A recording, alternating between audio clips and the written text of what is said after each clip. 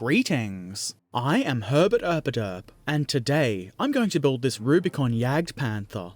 This is a 28mm scale plastic model. Before we go too far, I want to say a very big thank you to Rubicon Models, who very generously supplied me with 2 of these kits.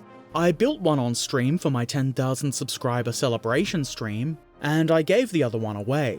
So thank you very much, Rubicon Models. I really appreciate it. I also appreciate those who watched the stream. It was a good time and a good fun build. And now, the back of the box. There's a couple of paragraphs about the vehicle, an image of the included decal sheet, and a couple of basic painting suggestions using Vallejo colours. Pretty much what you would expect to see on the back of a Rubicon box, which is a good thing. Inside the box, we find 4 plastic sprues in grey. One of the first things I noticed is there are 2 upper hulls. You can build 2 versions of the Jagdpanther with this box, G1 or G2, and the hulls are very similar, so Rubicon could probably have gotten away with only giving us 1 hull, but they included 2. Very nice. The rest of the parts are quite good looking too. They're crisp and neatly moulded. As always, there are mould lines. There are always mould lines. But they are, for the most part, quite minor and you shouldn't have any trouble cleaning them up. The details are rather good, though do keep in mind that this is primarily a gaming kit, so it's not going to be super high detailed. The most obvious area where the detail is a bit lacking is the tracks, though on this model there is a section of improved tread detail at the front of the tracks, which I think is good. Something else I like is that the ends of the guns already have a hole in them. This is much better than me having to drill them out. All of these parts look rather neat, and I'm confident they'll go together very nicely. Instructions are of course included. As usual, they're pretty good. They're easy to understand and follow for the most part. I did have 1 or 2 moments of uncertainty, but that's really more because I'm a bit of a dunderhead. If I had one complaint, it would be that this is one sheet that folds out rather than a booklet that's stapled in the middle, but that's a very minor issue. As the box told us, this sheet of decals was also included. These look pretty good. I've always had a good experience with Rubicon's decal sheets, so I wouldn't be expecting any issues with these. Okay, let's begin. The instructions want us to start with the track sets, and I thought, sure, that sounds like a dandy idea. These go together the same way as a lot of Rubicon's other German tanks with interleaved road wheels. First, we attach the wheel set with the arched parts joining them, then the other set with the straight connecting bars. As you can see, the outer wheels hide the arch-shaped parts, as the straight connecting part will be hidden by the outermost wheels. Make sure that you put the wheels onto the correct axles, as I have done. I then glue on the inner part of the idler wheel at the rear, and the drive sprocket at the front. This part is keyed, so it should only go on one way. This looks pretty decent, and this is a good way to make this sort of road wheel system. It keeps every wheel nice and straight, plus it's a bit quicker than installing 12 individual road wheels per side. Obviously the tracks aren't complete yet, so I add the outer wheels and tracks part. This goes into place really easily. It takes a little bit of pressure to get the part seated properly, and then it's done. These tracks look pretty good to me. I didn't do a good job of showing it here, but you'll probably see the extra bit of detail at the front of the tracks. What I really like about these is the 3-dimensionality of them. They look like separate wheels because, effectively, they are. Some other kits in this scale with interleaved wheels often have solid wheels that go all the way back to the side of the hull, which doesn't quite look so good. Once both track sets have been installed on their respective hull sides, it's time to glue them together. There are some poles which slot into each other that help make this very easy to do. A little pressure to make sure the bond is good and tight, and it's done. After that comes the lower front plate, which goes on the lower front hull. Bet you didn't see that coming, did you?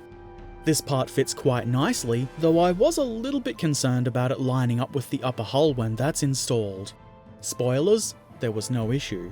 Instructions also call for a pair of shackles to be installed at this point, but I was pretty sure they would interfere with installing the upper hull, and it's not really a big deal to leave them off until later. You could even omit them completely if you wanted. Undoubtedly these things did get lost or broken during use on occasion. Moving on, it's time to add some details to the upper hull. I glue this set of binoculars into this little hatch at the front right of the roof. Obviously you want the little openings in the binoculars to face the front. There's not much sense in looking backwards. In front of the binoculars I glue this little hatch. This is easy enough with a little bit of nudging. This is of course optional. The binoculars I mean, not the hatch. If you omit the binoculars you can model the hatch closed. That makes sense, right? Next, it's time to install the gun holdy bit, which is the technical term. This goes in nice and easily, though if you want your gun to be able to traverse and elevate, you wouldn't use glue on the central parts like I'm doing, only on the outside tabs that hold it together. Obviously I want my gun to stay still. I tried to line this up as straight and neatly as I could. It didn't really seem as though there would be a lot of play for the gun once the outer parts were installed. I install the whatever this thing is called, mantlet hole? Gun surround? I don't know. Whatever it is, it goes in very easily, though do be sure to use the correct part. At the start I decided to build the G1 variant, and this is the mantlet surroundy thing for that variant, but I kind of wanted to use a different one with the cool bolt detail in it, but I had already started with the G1 hull. I should have really put more thought into it I suppose, though it doesn't really matter. This one is cool too. Then it's time for gun. This part did require a bit of cleanup, but like I said before, I didn't need to do any drilling, which is quite nice. After choosing the correct gun and mantlet for whichever variant of the Jagdpanther you're building, they can be glued together. These are keyed, so it's pretty easy, though there is still some play in the parts, so do your best to get things lined up nice and straight. I figured installing the gun now would just get it bumped and knocked out of place, so I left it to sit for a while I worked on other stuff, like these hatches. These come as two parts, making it easy to model them open, which I haven't done, but I could have. The parts go into the rear hatch just as easily as they do on the forward one. There's not much to them, but they look good anyway. Then I add a set of spare track links to the right rear side of the hull. As you can see, these link into the little bumps moulded onto the side of the hull. Couldn't be much easier than that. The hatch on the rear of the casemate is also very simple to install, though there are a few different hatches, so do be sure that you are using the correct one, or whichever one you think looks best. I'm not a cop, I won't stop you. I then installed a stowage bin to the left of the hatch. The instructions give us the choice of this, or what looks like an antenna mount. I chose the stowage box because I thought it was a bit more interesting. A small hatch is then mounted in this little slot to the right of the bigger hatch. I'm not sure what this is for. Throwing out shell casings? Shooting jerks that climb up on the engine deck? Who knows? Someone. There's a little recess on the upper right corner of the casemate rear wall, and that's where I glued a tiny antenna mount. Fiddly, but not too hard to get into place. And then I install this shovel. This is an optional part and there are no mounting holes for it. That's okay though, I simply place the part on the casemate wall where I want it. You can see that I'm holding it in such a way that gravity will help me, and when it's where I want it, I put some glue at the edges of the part and it seeps in under it. This is one of my favourite features of extra thin glue. Of course you can just leave this off, though I thought it would break things up a little bit when this gets painted. There's also an optional fire extinguisher here. I decided, unlike the shovel, that I would add the glue first. No real reason for that. I nudge it around with my knife until it's in a place I'm satisfied with. On the side of the hull I install this. I think it's a jacking block. It fits nicely into the two slots there. Simple. Then, underneath that, I install this. I don't know what you might call this. A plate? A support bar? Whatever it is, it's going to hold the side skirts on. It takes a bit of nudging to get it lined up properly, but it does go into place eventually. I leave it to set for a while because immediately attaching the skirting is very likely to just nudge the support thing out of place, and I don't want that. Instead of twiddling my thumbs and waiting for the glue to dry, I install the hull machine gun. I guess the word hull is a bit redundant here because there's no turret. The part does go in easily enough, though I thought it was best to use my knife to push it all the way into place. Applying force to the gun to get it into place is likely to break it because it's so thin. Then comes the headlamp. This is a tiny fiddly part, but it wasn't too hard to attach, even with my big fat fingers. It takes a bit of nudging, but I eventually get it there. On the left side, I attach this set of wire cutters. There is a minor flaw here. The mounting holes are a bit too big. It's not too noticeable, but it is there. It shouldn't be too hard to fill in. More spare track links for the left rear of the hull. These are just as easy to attach as the set on the right side. I install the gun cleaning kit on the left side of the casemate. This is pretty easy. One of the differences between the G1 and G2 version in this kit is that the G2 variant has the gun cleaning kit mounted on the rear of the engine deck. I install the skirting supporty bit on the left side. This one actually went into place with a little bit less fuss than the one on the right side. Not sure why, it just did. I then turn my attention to the hull rear plate. I glue on this round part. This is keyed in such a way that it will only go on one way. Simple enough. Then the jack is mounted vertically into this slot.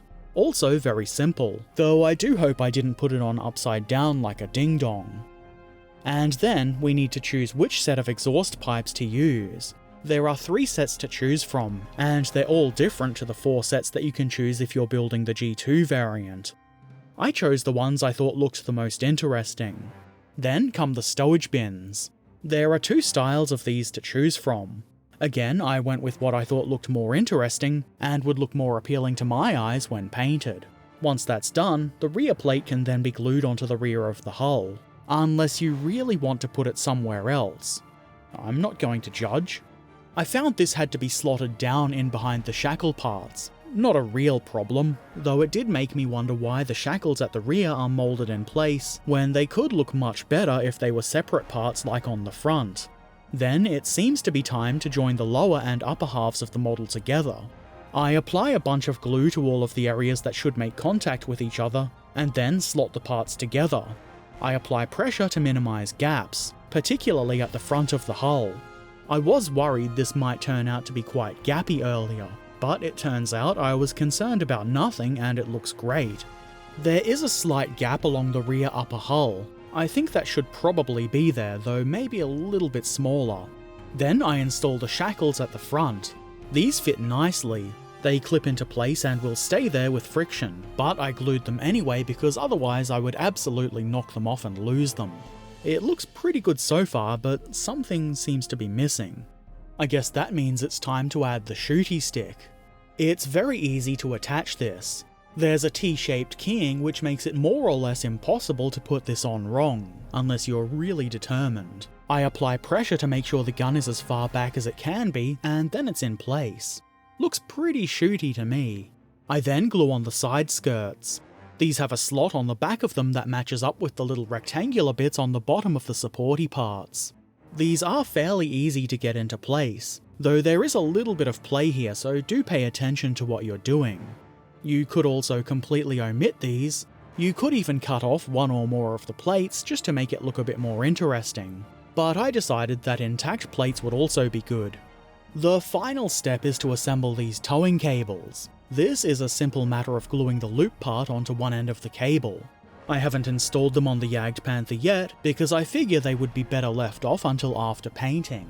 They should be fairly simple to install anyway. And that's the plastic 28mm scale Jagdpanther from Rubicon Models completed.